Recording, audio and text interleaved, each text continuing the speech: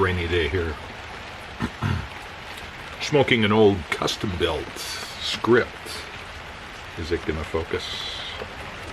No. You know, there are times when it just won't. Oh, there it goes. Sorta. Anyway, can't really see that. And it's kind of got a square shank there. So this is original Gen 1 stuff. 38 to 46. So where has this pipe been?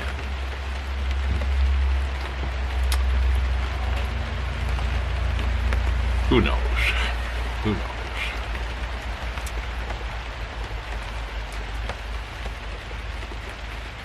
Smoking some Byzantium from Cornell and Deal from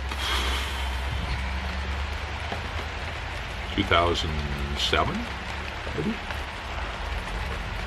Really old stuff. I had opened it, so it's been opened. About 2/3 of a can. But it's pretty good. You know how stuff just kind of finds its way to the back of the shelf there, and then it's out of sight, out of mind. You don't see it. So, somebody mentioned Old Joe Krantz, and so I thought, well, I'll see if I have some of that, and I do, but it's an unopened tin from that same era. I didn't really feel like opening it. So the Byzantium was already open, so here we are. So I don't normally dress this way. I'm in my Class A's because we had a funeral for a fire commissioner today.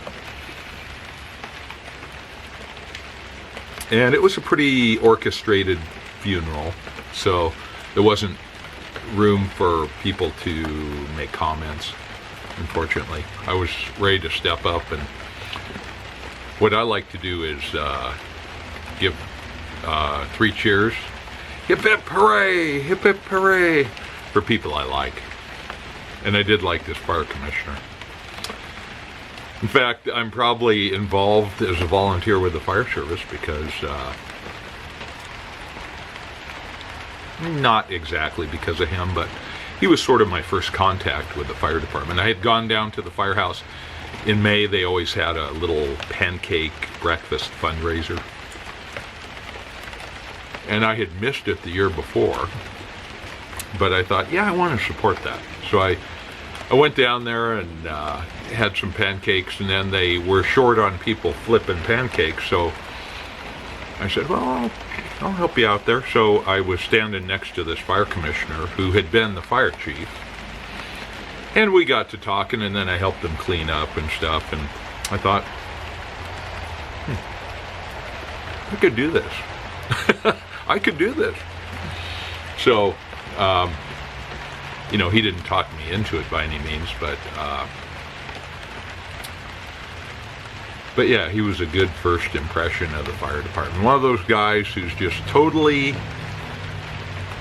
a man of few words. He is a man of action, get her done. But very welcoming. He was minority himself, and so you know, he had a sense of inclusion in the fire service, and it was just pretty darn nice. So I always liked him a lot.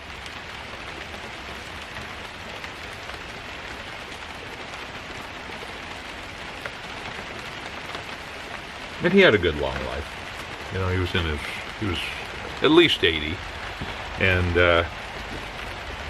you know, he's in one of those marriages where they just adore each other, you know, and yeah. And I had talked to him not too long before he died, and you know, we talked about dying, and he said, yeah, I'm not afraid of that at all. In fact, I'm looking forward to seeing my wife again and seeing some family. He just had that faith, you know. So he was very, very calm about the whole thing. But it makes you think, you know, these events really make you think, what do people leave behind? You know, what is our legacy? What is our immortality project, right? Because a lot of times we just don't pay attention to the present moment, and we're always thinking ahead to how much money we'll make, or how much when we retire we'll do this or whatever. But I'll tell you, in my experience, when people die, and we all will die, wow, one minute you're here and the next minute you're gone, and you know, you're in somebody's memory for a while.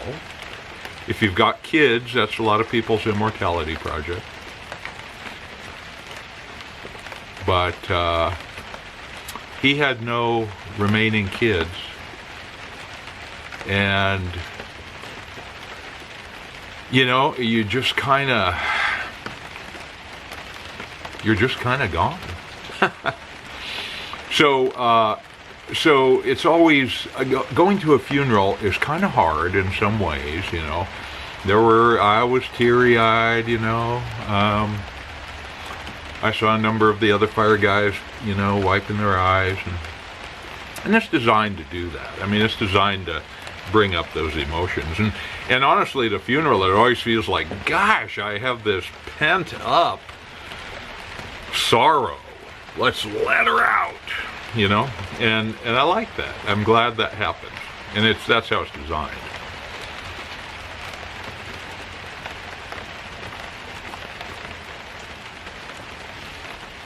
But other than people's short memories, there really isn't much trace of us.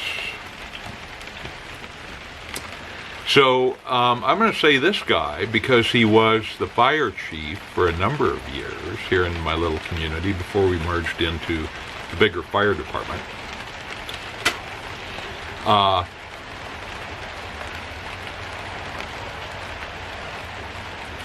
He actually, even though you can't see it, his contribution is lasting, because he created the foundation for the building, the firehouse, if you will. Carry that analogy to an extreme. So the firehouse is standing, but it's built on a foundation. Now you can't see the foundation because it's beneath the ground, but it's solidly there. If there is not a solid foundation, then the building is in danger of collapse. And he was instrumental in that foundation. And in many ways, that is a great legacy. Now, is anybody going to remember him? No. The woman from whom I bought my house here 35 years ago or whatever, she was a feisty little Scottish lady, and she, in her will, donated like $10,000 to the fire department, because she was a frequent flyer towards the end, and she just loved the fire department. So she gave $10,000, and the fire department put a plaque on one of the engines, Honey Snoddy. It was Charlotte Snoddy, actually, Snoddy, and so, you know, every time, it was usually stationed down here at the local station where she would have gotten response from. So I would look at that and smile, and I'd say, hi honey, every time I saw that plaque. Well, fire engines get replaced, you know. So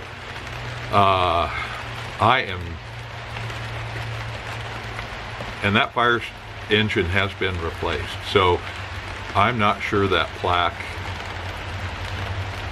I'm not sure what happened to that plaque, you know. So even things like that, you know, think about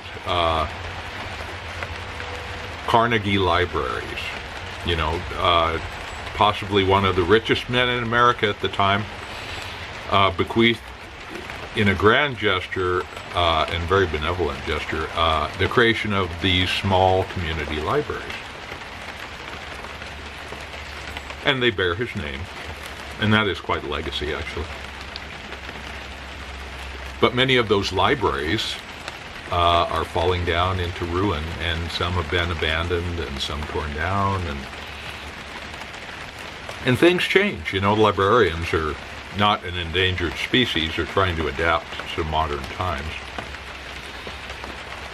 But, you know, there's just, the point being, there's just not a whole lot of clear path to ultimate longevity to carry your name forth, you know.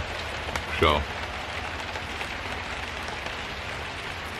very, very few people make it into infamy for all time. So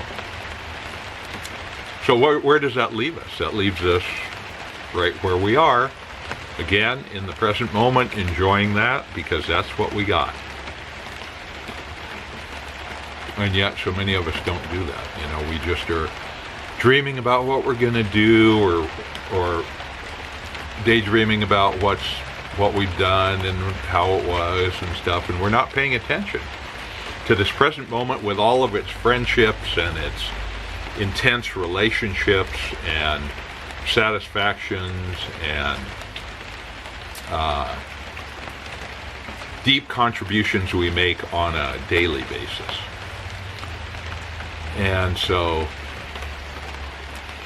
a funeral is a great way to kind of connect with that. So I think they're important. And in a Native community, traditionally, people attended funerals because you were witnessing that. You know, there was no written language. So people had to actually witness what was going on. And so you attended things in order to witness them and to pay respect for families too. So there's that aspect as well. But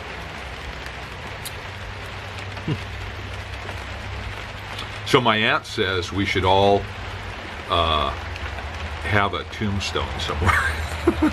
Even if you're cremated, even if you're not there under your tombstone. You know, if you're sprinkled in a mountain meadow or whatever you want to have done with your mortal remains.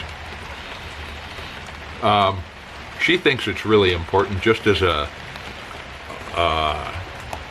sort of a place marker for posterity, because gravestones, more than almost anything else we can do, is our little immortality thing.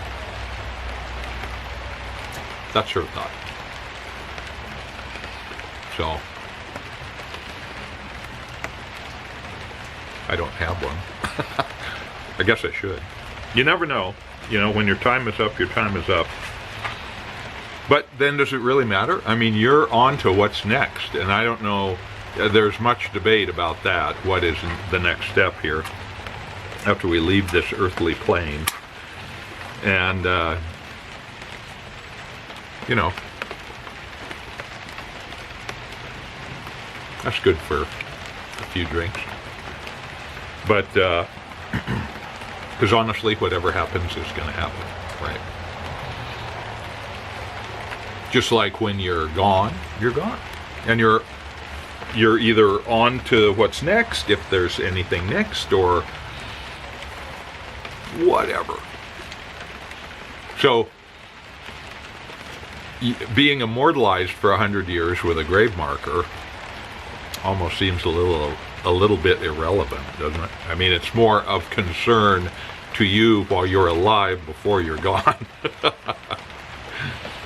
So anyway, just pondering.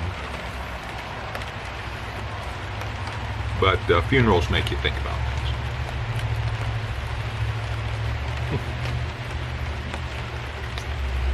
And not in a bad way. I would suggest that death is the elephant in the room for most of us. You know, it's like, ooh, wait, I can't think about that. You know, it depresses me. Or why even live when you know you're going to die, you know? Well,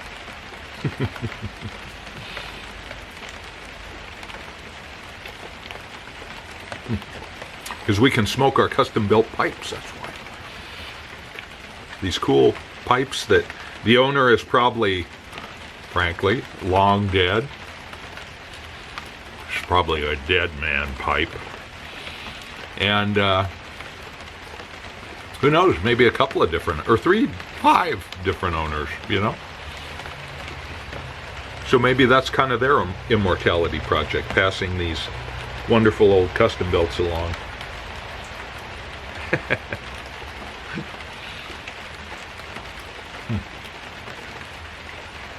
Who knows?